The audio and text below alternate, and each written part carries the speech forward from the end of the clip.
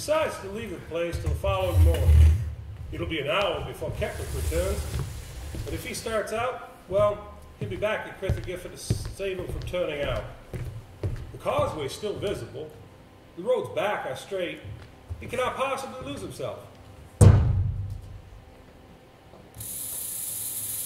Imagine him now, striding ahead, small and insignificant in that vast landscape.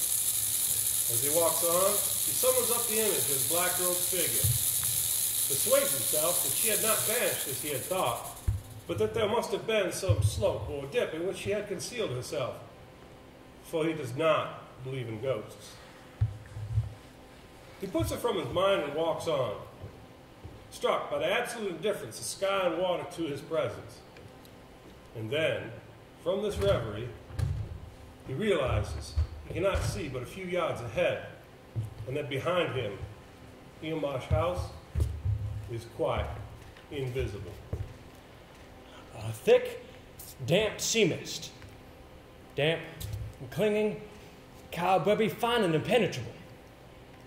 The sea fret Mr. Daly talked of. He must turn, retrace his steps to the house, and wait for Keckwick to come for him. The mist was salty, light, and pale, and moving in front of my eyes all the time.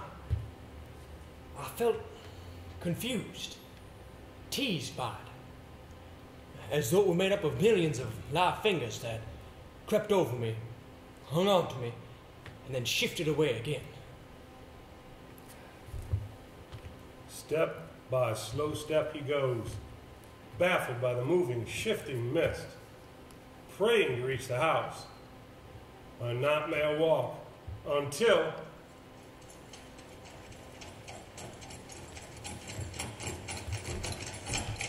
Keckwick! Keckwick!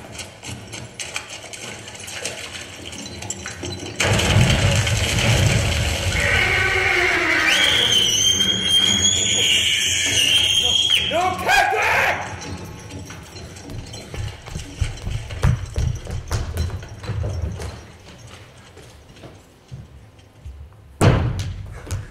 in fear and desperation, he goes about the house switching on every light that he can make work, in the vain hope that their faint glow might be seen across the misty wasteland.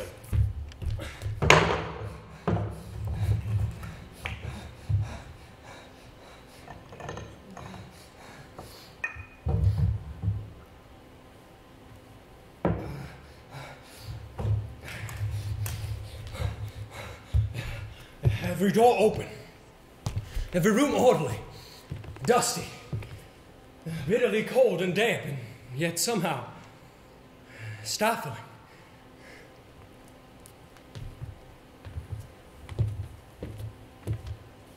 One door is locked. At the far end of a passage that led away from the 3 bedrooms on the 2nd floor. There was no bolt, no keyhole on the outside.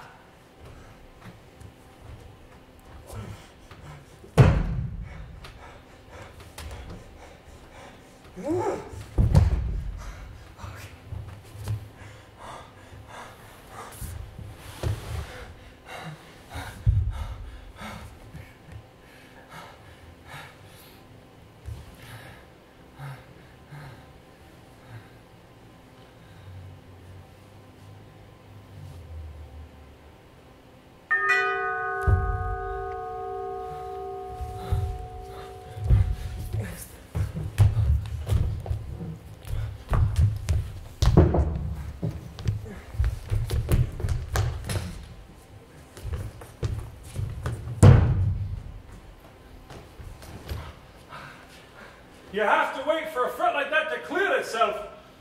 There's no crossing over when a fret's up. Unlucky for you that was. And then there's the wait for the tide. Awkward place. But you'll be finding it out fast enough. Oh, what time is it? Nigh on 2. It's very good of you to come back at this hour.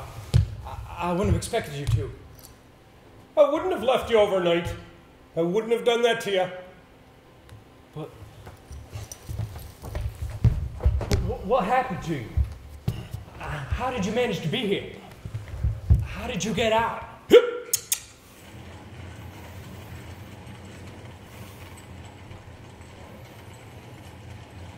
I fell into a sort of trance, half waking, half sleeping, rocked by the motion of the cart.